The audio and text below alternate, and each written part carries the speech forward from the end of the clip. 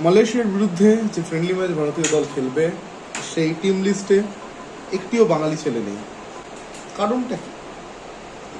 এটা আমাদের সম্পূর্ণ মানে অ্যাডমিনিস্ট্রেশনের মানে দক্ষতার অভাব, ল্যাক অফ অ্যাডমিনিস্ট্রেশন। আমি যদি বলি এটা বৃহত্তর করে বলতে হয়, কিন্তু এতটা বলার মতো নেই। শুধু এটুকুনি বলি, ইস্ট বেঙ্গল মোহনবাগানে একঝাঁক বাঙালি খেলোয়াড় ছিল যারা সারা ভারতবর্ষের ফুটবলকে দাপিয়ে বেরিয়ে দেখাতে পারতো বলেই ফরেন কোচের চোখে আসতো। আমরা যেভাবে ভারতীয় দলের সিলেকশন পেয়েছি, আমি তো ফেডারেশন কাপের হাইয়েস্ট স্কোরার হয়ে গিয়ে সিলেকশন পেয়েছি, সেখান থেকে আর পেছন ফিরে তাকাতে হয়নি।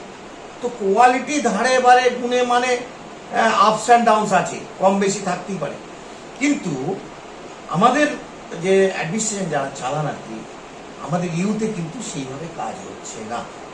Youth is the future of the Bengal football as well as the Indian football. দেখো, ইউথ থেকে যদি ভালো ছেলে তুলে নিয়ে এসে যদি ইস্ট বেঙ্গল মোহনবাগান মামাডান, তাদের এটা মামাডানি কতজনে কটা বাঙালি ছেলে আছে? সবই তো বাইরের ছেলে না। আউটপুট কি? অবশ্যই অ্যাসোসিয়েশন, আমাদের লোকাল অ্যাসোসিয়েশনের উচিত এআইএফএফ এর সাথে কথা বলে যে প্রত্যেক দলে অন্তত সেই স্টেটের ছেলে রাখতে হবে, তার মধ্যে যে ফিলিংস থাকবে বাইরের স্টেটের ছেলের মধ্যে সেই ফিলিংস থাকবে। আগে হতো তুমি নাও না অনেকগুলো, কিন্তু 3টে কি 4টে কম্পালসারি কেন? 2টো বাঙালি খেলোয়াড় রাখতে হবে, 3টে বাঙালি খেলোয়াড় রাখতে হবে। সন অফ সয়েল একটা বিষয় রেখেছে আইএফএ। এবারে আইএফএ রেখেছে, আইএফএ এখন শুরু করছে সবে। 7 জন বাইরের প্লেয়ার খেলেছে আইএফএতে, 4 জন বাঙালি। ওটা হওয়া উচিত ছিল 7টা, 4টে, 3টে, 2টো এরাম বাঙালি খেলোয়াড়দের সুযোগ দিতে হবে। কারণ নাহলে সারা ভারতবর্ষে দাপিয়ে বেরোবে কি করে?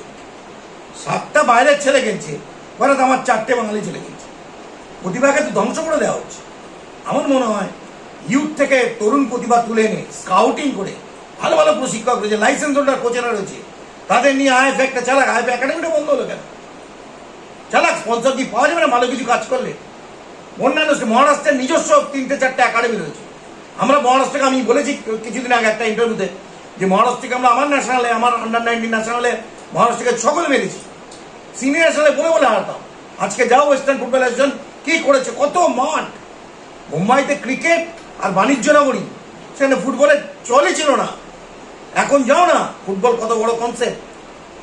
আমাদের অ্যাসোসিয়েশন পাবে না কেন? আমাদের প্রতিভার অভাব নেই, উই আর নট সিস্টেমেটিক।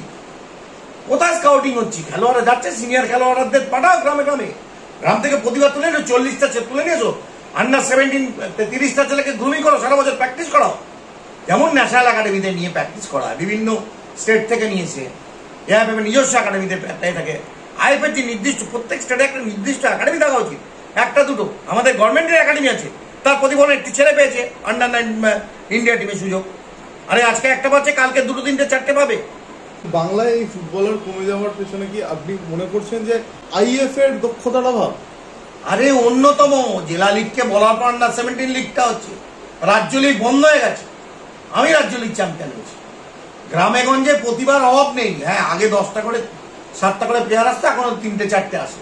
4টে ছেলে ভালো করলে আগামী দিনে আবার 10টা আসবে। ফুটবল খেলে যে কিছু পাওয়া যায়, এই ছেলেগুলোকে তো বোঝাতে হবে। কেন খেলছে ছেলেরা বলো তো? খেলা কোথায়? তাদেরকে এনগেজ করে বাংলায় টুর্নামেন্ট করলে তারা খেলতে যাবে।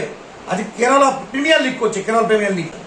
আজকে সত্যি সুভাষিস একটা ছেলে টিম করে জ্বলছিল ইন্ডিয়া টিমে, আমার সাউথের ছেলে, ভালো পারফরমেন্স করেছে। হয়তো মার্কস কিন্তু দেখে নিচ্ছে হয়তো অন্যান্য খেলোয়াড়দের, তাহলে বাংলারই একটি ছেলের উপরই পড়লো যে একে বাদ দিয়ে ওই পয়সা নিয়ে করতে হবে। আদার স্টেটের 2-3 জন যারা আছে তাদের মধ্যে এক্সপেরিমেন্ট করা যেত না? সেটা একটা ফেডারেশনেরও তো, আমাদের অ্যাসোসিয়েশনের তো উচিত ফেডারেশনের সাথে কথা বলা, যে আমাদের স্টেটে যে একটা যোগ্য খেলেন। ফরেন কোচ কতটা বোঝে? ফরেন কোচের সাথে যে দেশীয় কোচ আছে সে তো আমাদের এখানকার খেলোয়াড়দের মূল্যায়ন করবে। ফরেন কোচকে বোঝাবে যে এই খেলোয়াড়টার এই পারফরমেন্স, তুমি ডাকো ক্যাম্পে ডাকো, সেগুলোই বা কোথায়? আমরা সব চুপ করে পরাধীনতার সেই গ্লানি নিয়ে বসে আছি।